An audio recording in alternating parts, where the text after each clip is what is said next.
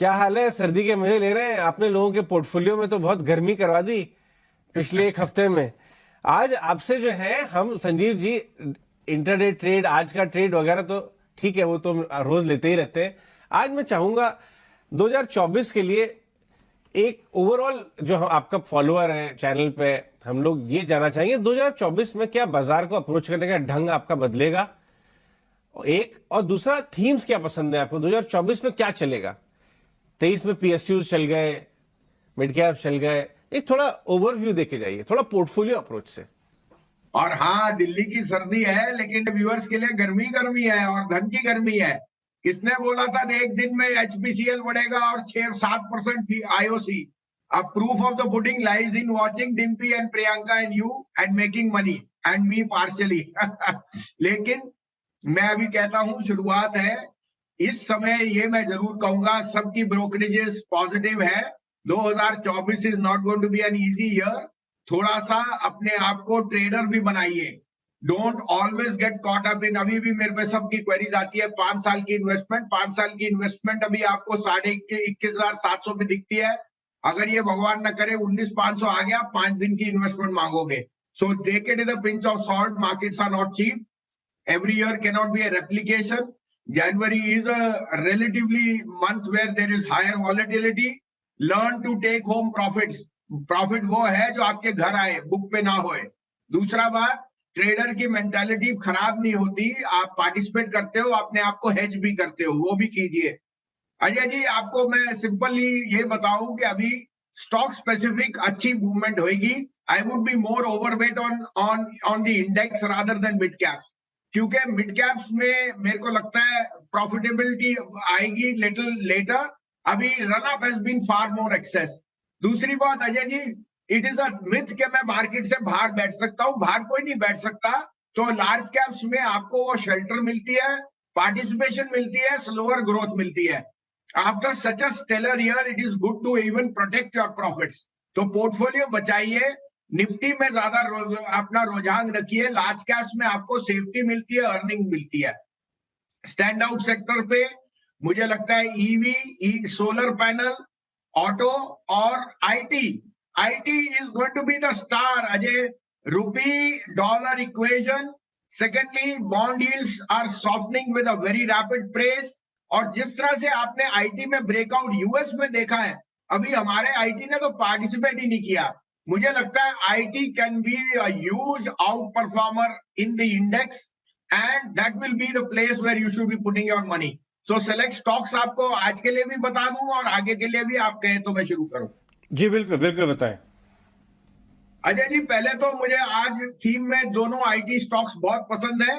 देखिए, कल लोगों ने ये बुल मार्केट में आप बैड न्यूज भी डिस्काउंट करते हो। कल आरबीआई ने क्रेडिट डिपॉजिट रेशियो को 75 एंड बिलो जो करने के लिए कहा है। They are very on the personal lending side और कुछ बैंक्स को इम्पैक्ट होएगा। पर्टिकुलरली ये जो न्यू एज बैंक है, सूर्य उदय, उत्कर्ष और ये आईडीएफसी फर्स्ट भी, क्योंकि आईडीएफसी फर्स्ट में मर्जर हो जाएगा। NIMs will flatten, cost of money will go up और उनका credit deposit ratio is far in excess 90% है। They have to slow down. IDFC First में मुझे रूम नहीं दिखता ऑन दी अपसाइड। मैं शॉर्ट करने को नहीं कह रहा, शॉर्ट तो क्योंकि बुल मार्केट में आप गलती भी कर सकते हैं, लेकिन अवॉइड दिस और sell it and get into DCB bank. Promoter ने वहां अभी आगा खान ने 137 रुपए पे प्रेफरेंशियल अलॉटमेंट लिया है। They have infused almost 100 crore. This bank is a market performer as far as auto goes, both two-wheeler, three-wheeler, agri and gold loan. It trades at less than 0.9 time price to book. और उसके निम और net interest income और जो उसके पास buffer है वो बहुत स्ट्रांग है।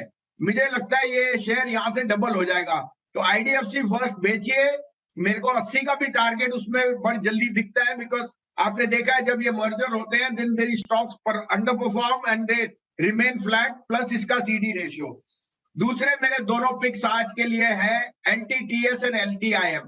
ये दोनों स्टेलर आउट परफॉर्मर्स हैं एंड इट इज एविडेंट। हम सब टाउटिंग कर रहे हैं पीएसयूज की। These are at new highs when the IT index has not done much. तो I would say that the best defence play would be LTTS, given their track record, given their execution and given their order book. LTTS can easily scale 57 to 58 and 5500, but in the short run 5400 का target रखिए, 5100 का stop loss. दूसरा है LTIM, which again is a very good proxy play to IT, and the way the Nasdaq is performing, quarterly numbers are very very superb. LTIM पे मेरा 6500 का initial target है, it can even exceed that. आपको याद होना चाहिए 35-3600 पे मैं खड़े होके बोलता था परसिस्टेंट 7000 जाएगा, आज वो 7000 नहीं 7700 हो गया। तो LTIM is one other stock which can cross that 7000 mark during this year। अभी 6500 के लिए दीजिए, 6135 का स्टॉप लॉस है। एंड और आपको मैंने DCB कह दिया, ये मेरे 4 थीम्स है आपके लिए। 2024 में मैंने कल डिम्पी को 5 शेयर कहे थे, उसमें मैं अभी भी कहता हूं DCB bank is a doubler, और SW सोलर ने अभी 18% डाइल्यूशन की है, 347, it is become debt free. The QIP was over subscribe 12 times. 18 crore की इक्विटी में 18% आप और जोड़ लीजिए तो 21 करोड़ की इक्विटी हो गई, और 350 करोड़ की फिक्स्ड कॉस्ट है। 40,000 करोड़ की ऑर्डर बुक है 2025 में, जिसमें 5,000 करोड़ का एबिटा आएगा, और अभी पेरेंट कंपनी से 1 रुपए का भी ऑर्डर नहीं है। आई थिंक आर्ग्यूबली, जहां तक मैंने रिसर्च की है, सोलर पैनल के लिए MEP में ASW सोलर जैसा वर्ल्ड में टॉप 3 नेम्स में आता है।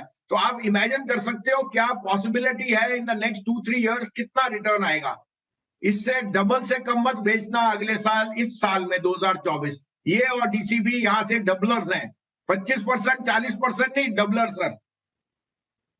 जी जी, इतनी स्ट्रॉन्ग कन्विक्शन के साथ आप बता रहे हैं हमारे व्यूअर्स को कि सिर्फ स्टॉक ही अच्छा नहीं है, आपको बेचना भी कब है, कब तक होल्ड करके रखना है, जब तक डबल ना हो जाए। Renewables, green energy strong theme, और ये कहीं नीचे के लेवल से आप इसे रेकमेंड कर रहे हैं। ठीक है, DCB बैंक और SW सोलर, बहुत बहुत शुक्रिया। और साथ ही कुछ और ट्रेड्स जो आपने बताए, L&T टेक और दूसरे। अगर आप चैनल पर पहली बार आ रहे हैं तो ज़रूर चैनल को सब्सक्राइब करके बेल आइकन प्रेस कर लो, ताकि आने वाली जितनी भी अपडेट्स हैं इन सभी कंपनी से रिलेटेड उसका नोटिफिकेशंस आपको सबसे पहले मिल सके।